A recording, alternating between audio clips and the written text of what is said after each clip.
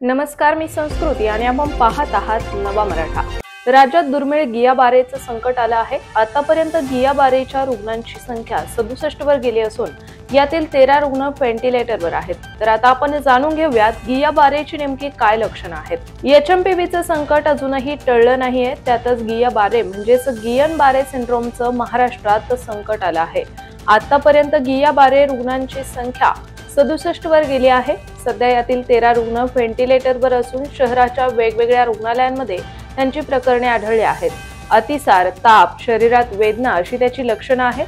हे प्रकरण समोर आल्यानंतर प्रशासन आणि आरोग्य विभाग अलर्ट झाला असून लोकांनी काळजी घेण्याचं आवाहन केलं आहे। तर या आजाराची लक्षणं म्हणजे शरीराची रोगप्रतिकारक शक्ती कमी होते, त्याचबरोबर स्नायू कमकुवत होतात, हात पायात मुंग्या येतात, अशक्तपणा जाणवू लागतो, बोलण्यास किंवा अन्न गिळण्यास त्रास होणं, धाप लागणं, श्वास घेण्यास त्रास होणं। यातील कोणतीही लक्षणं जाणवल्यास लगेचच जवळच्या डॉक्टरांशी संपर्क साधा। याशिवाय काही रुग्णांचे नमुने NIV कडे पाठवण्यात आले होते। त्यात या आजारासाठी कारणीभूत असलेले कॅम्प्युलोबॅक्टर जेजुनी जीवाणू आढळून आले आहेत। तर हा आजार जेव्हा अमेरिकेत आला होता तेव्हा दूषित पाणी हे त्यांचं कारण समोर आलं होतं। वेळीच उपचार केल्यास त्याची तीव्रता कमी करता येऊ शकते। सहसा अस्वच्छता, पाणी दूषित असणे हे आजाराला कारणीभूत ठरू शकतं। वेळीच उपचार केल्यास त्याची तीव्रता कमी करता येऊ शकते असं तज्ञांचं मत आहे।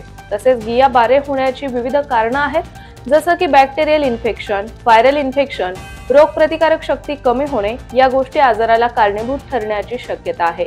सिंहगड रोडवरील किरकिटवाडी, नांदेडगाव, नांदोशी, कोल्हेवाडी, धायरी आदी गावांना विहिरीतून पाणी पुरवठा होतो। धरणातून आलेलं पाणी कुठलीही प्रक्रिया न करता ब्लीचिंग पावडर मिसळून नागरिकांना दिलं जातं।